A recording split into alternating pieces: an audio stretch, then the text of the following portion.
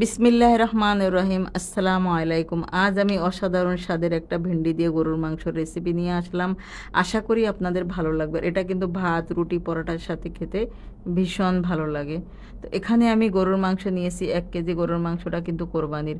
ধুয়ে পানিটা একদম শুকিয়ে নিছি ভালো করে। তারপরে এখানে আমি দিয়ে দিলাম 1 কাপ পেঁয়াজ। তারপরে দিয়ে দিলাম এখানে 250 গ্রামের মতো টমেটো। টমেটোর পরিমাণটা এই তরকারিতে বেশি দিতে হয়। তারপরে 1 টেবিল চামচ নিয়েছি আদা রসুনের পেস্ট, লবণ স্বাদ মতো, হলুদের গুঁড়ো নিয়েছি 1 চামচ, আর লাল মরিচের গুঁড়ো নিয়েছি 1 টেবিল চামচ। দুটো নিয়েছি বড় এলাচ, আর এখানে একটা নিয়েছি তেজপাতা, আর 2টা টুকরো নিয়েছি আমি দারচিনির।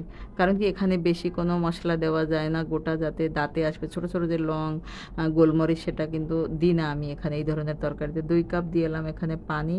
কারণ কি এখানে ভেন্ডিতে মাংসে পানি আছে, টমেটোতেও পানি। তারপরে আমি 2 কাপ পানি দিয়েছি। এই পানিতেই কিন্তু এই মাংসটা সেদ্ধ হবে। 1 ঘন্টার জন্য আমি এটাকে ঢেকে সাইডে রেখে দিলাম। তারপর এখানে ভেন্ডি নিয়েছি। ভেন্ডিটা ধুয়ে ভালো করে পানিটা শুকিয়ে তারপরে 2 ইঞ্চির মতো সাইজ করে কেটে নিয়েছি, যাতে ভিতরে কোনো নষ্ট বা পোকা থাকলে সহজেই দেখা যায়। তারপর এটাকে তেলটা হাই হিটে গরম করে ভেন্ডিটা আমি ভেজে নেব 5 মিনিট ধরে। আর এমনভাবে ভেন্ডিটা ভাজতে হবে যাতে পোড়া কোনো দাগ লেগে না যায়, তাহলে দেখতে ভালো লাগবে না।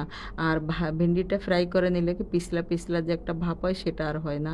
তো এভাবে ভেন্ডিটা ভেজে আমি এখন এটা তুলে নিলাম ভেন্ডিটা। আর এখানে মাংসটা আমি প্রায় 1.5 ঘন্টা ধরে রান্না করেছি। রান্না করতে করতে কিন্তু পানিটা শুকিয়ে গেছে।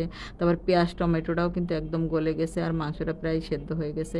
আর অল্প একটু ঝোলের পানি আছে, 2-3 মিনিটের জন্য ঢেকে দিলাম যাতে পানিটা আরও শুকিয়ে যায় ঝোলটা। তো এখানে একদম কিন্তু ঝোলের পানিটা যে কিন্তু একদম শুকিয়ে নিয়েছি আমি।